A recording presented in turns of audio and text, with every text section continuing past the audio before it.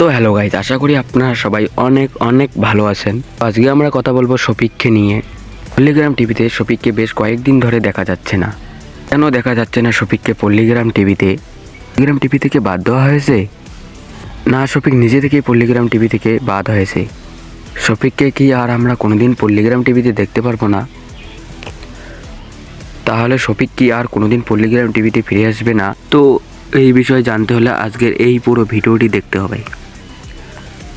তো ভিডিওটি শুরু করার আগে ছোট্ট একটি রিকোয়েস্ট, যারা আমার এই ইউটিউব চ্যানেল নতুন তারা আমার এই চ্যানেলটি সাবস্ক্রাইব করে পাশে থেকে বেল আইকনটি অন করে দিয়ে আমার এই ভিডিওটিতে একটা লাইক দিয়ে যাবেন। এরা আপনারা তো আমাদের ভিডিওগুলি দেখেন, লাইক সাবস্ক্রাইব কিছুই করেন না।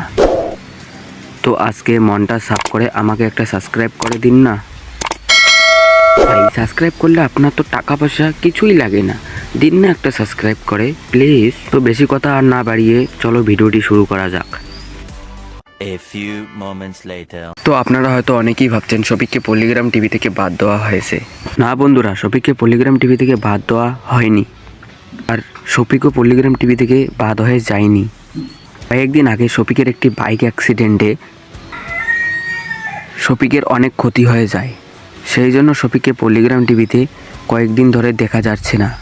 শফিক এই বাইক অ্যাক্সিডেন্টে অনেক ক্ষতিগ্রস্ত হয়ে পড়ে। আশা করি খুব শীঘ্রই শফিককে আমরা পল্লিগ্রাম টিভিতে দেখতে চলেছি।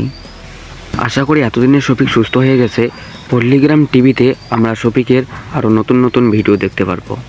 তো আজকের ভিডিও এতটুকুই, দেখা হচ্ছে অন্য কোনো নতুন ভিডিওতে।